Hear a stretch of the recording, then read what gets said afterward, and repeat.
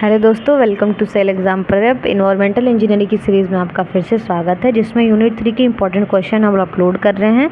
ये सबसे last question होगा आपका यूनिट 3 का। बीओडी का न्यूमेरिकल है। ये मे भी हो सकता है एक और वीडियो आए यूनिट 3 का जिसमें बीओडी और सीओडी का डिफरेंस आए। हर साल तो ऐसे पूछता नहीं है, लेकिन 10 नंबर का क्वेश्चन है तो सोचना पड़ता है कि बनाए कि ना बनाए, तो इसीलिए हो सके तो हम कवर करेंगे। ये लास्ट है आपका न्यूमेरिकल का, बीओडी का। इससे पहले एक और बीओडी का न्यूमेरिकल बताया और एक और यूनिट 2 में गलती से एक वीडियो अपलोड हुआ था, उसमें भी बीओडी का न्यूमेरिकल है, तो देख लेना। वीडियो बीओडी का न्यूमेरिकल जो होता है वो बहुत ही आसान होता है, सिर्फ दिमाग में याद रखना पड़ता है स्टेप और फॉर्मूला, और कुछ भी नहीं। ठीक है, तो पहले क्वेश्चन समझ लेते हैं कि क्वेश्चन क्या कह रहा है। तो क्वेश्चन में लिखा है a portion of waste water sample was subjected to standard BOD test. 5 दिन पे 20 डिग्री सेल्सियस पे वैल्यू क्या दिया है आपका 180 mg पर लीटर। ठीक है, पहले उसको लिख लो नीचे। BOD 5 = 180 mg per litre. आगे क्या कह रहा है, the reaction rate constant to the base of E at 20 degree Celsius was 0.18 per day. ठीक है, के की वैल्यू क्या दिया है 0.18 per day. The reaction rate constant at another temperature may be estimated by KT। ये फॉर्मूला भी तुमको दे दिया क्वेश्चन में कि इसी फॉर्मूले पे आपको निकालना है आखिरी में टेम्परेचर। ठीक है, क्या कह रहा है, the temperature at which the other portion of the sample should be tested to extend the same BOD in 2.5 days. 2.5 days पे आप पहले BOD निकालो, फिर उसको पुट करके आप निकालो T की वैल्यू। ठीक है, यही बोल रहा है। तो चलिए क्वेश्चन को सॉल्व करते हैं। ये दो आपका दिया हुआ था गिवन वैल्यू, नोट कर लिया। अब दूसरे पोर्शन पे और दो आपके इक्वेशंस बनेंगे। क्यों? क्योंकि एक आपका आ रहा है 5 दिन के लिए, एक आपका आ रहा है 2.5 दिन के लिए। ठीक है, एक आपका आ रहा है 2.5, कहाँ लिखा है, मिस हो जाता है यही तो। 2.5 कहाँ लिखा है, ये रहा, सॉरी। तो एक आपका निकालना है 5 दिन पे, एक आपका निकालना है 2.5 दिनों पे। तो दो इक्वेशन बनेगा, एक BOD 5 = 180, जो आपका आएगा अल्फा ब्रैकेट में 1 - e - 0.9।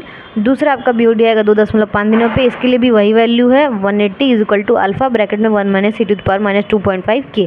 दो इक्वेशन बने। अब इस दो इक्वेशन से आपको क्या मिल जाएगा, k की वैल्यू, क्योंकि वो तो आपको दी नहीं है 2.5 डेज पे। तो 2.5 डेज पे निकालने के लिए k की वैल्यू दोनों इक्वेशन को डिवाइड कर दो। तो इक्वेशन 1 डिवाइडेड बाई इक्वेशन 2, तो 180 divide by 180, alpha 1 - e - 0.9 upon इसको डिवाइड कर दो। 180 से 180 खत्म, अल्फा से अल्फा खत्म, ये इधर आ जाएगा, यानी कि क्रॉस मल्टीप्लिकेशन कर दो तो ये यहाँ आ जाएगा, ये यहीं ऊपर चला जाएगा। ठीक है, तो 1 - e - 0.9 और 1 - e - 2.5 k। 1 से 1 कट जाएगा, माइनस से माइनस कट जाएगा, तो e - 0.9 is equal to e - 0.2 k। अब फिर e टू द पावर है तो ये e खत्म हो जाएगा यहीं से। अब क्या इसको लॉग में चेंज करो और फिर कन्वर्ट करोगे 10 टू द पावर में, इससे अच्छा e से e यहीं कट कर दो, जो ऊपर की वैल्यूज़ है उसको लेके चलो, माइनस से माइनस खत्म हो जाएगा। तो 0.9 इज इक्वल टू 2.5 k। ठीक है, तो k is equal to 0.9 upon ये नीचे चला जाएगा 2.5, सॉल्व करोगे तो आएगा 0.36। ये आपका k की वैल्यू आ गई। ठीक है, 0.36। अब ये जो आई है ये आपका 2.5 के लिए आई है, यानी कि जब 2.5 के लिए आप निकालोगे तब के लिए 0.36 है। ये जो आपका k दिया था ना, ये 20 डिग्री सेल्सियस पे, अगर आपको याद ना हो तो फिर से याद दिला दूँ कि 5 दिन पे 20 डिग्री सेल्सियस के लिए जो ये वैल्यू दी थी 180, तो ये आपका k की वैल्यू भी आपकी 20 डिग्री सेल्सियस के लिए ही दी है 0.1 है। ठीक है, नहीं देख रहे हो तो यहाँ देखो 20 डिग्री सेल्सियस के लिए लिखा हुआ है। ठीक, तो ये 20 डिग्री सेल्सियस के लिए दिया था, तो ये जो हमें निकाला है ये 2.5 दिनों के लिए निकाला है। ठीक है, तो अब फॉर्मूला आपका क्या है, क्वेश्चन में दिया था k = k20 ब्रैकेट में 1 - 0.47 t - 20। k की वैल्यू अभी भी निकाली 0.36। 20 के लिए आपका दिया हुआ था 0.18, ये ऐसे ही रहेगा। t आपको निकालना है -20, 18 दूना 36। ठीक है, तो 2 आ जाएगा आपका 1.047 t टू द पावर -20। अब इसको लॉग में कन्वर्ट करो, तो एक साइड लॉग में कन्वर्ट होगा तो दूसरा साइड भी लॉग में कन्वर्ट होगा। तो 2 को हम लिखेंगे log 2, t - 20 नीचे आ जाएगा, तो लॉग जब लगाएंगे तो 1 - 0.47 ऊपर हो जाएगा।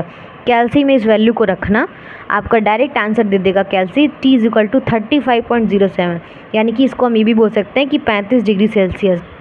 यही पूछ रहा था आपका कि टेम्परेचर कौन, which temperature other portion of the sample should be tested, मतलब दूसरा जो सैंपल है वो किस टेम्परेचर पे हम टेस्ट करेंगे।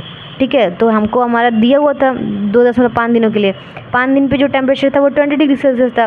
दूसरी बार में टेम्परेचर पूछ रहा है, दिन हमको दे दिया है 2.5 दिन के लिए, फॉर्मूला भी दे दिया है, कुछ करना नहीं था। 2 इक्वेशन बना के इक्वेशन से हमने की वैल्यू निकाल ली है। तो ये आपका 2.5 दिनों के लिए है, उसकी जगह वो रख दिया। K20 की वैल्यू पहले से दी थी 0.18, सब कुछ वही है, बस इसको लॉग में कन्वर्ट कर दिया। ये 2 था तो log 2 हो गया, इसको लॉग में कन्वर्ट किया तो t-20 आगे आ गया, लॉग की जगह log 1 माइनस 0.47 हो गया। इसको कैलसी में सोल्व किया तो आपका आ गया t इज इक्वल टू 34.07, यानी कि आ गया 35 डिग्री सेल्सियस। यही टेम्परेचर आपका इस्तेमाल होगा जब दूसरा वाला सैंपल हम लैब में टेस्ट करेंगे। पहले वाले सैंपल को 20 डिग्री सेल्सियस पे, दूसरे वाले सैंपल को 35 डिग्री सेल्सियस पे हम टेस्ट करेंगे। तो ये थी दोस्तों हमारी आज की वीडियो यूनिट 3 की, जिसमें बीओडी का न्यूमेरिकल मैंने सॉल्व किया है। बहुत ही ईजी न्यूमेरिकल है, बस ध्यान देने वाली बात है।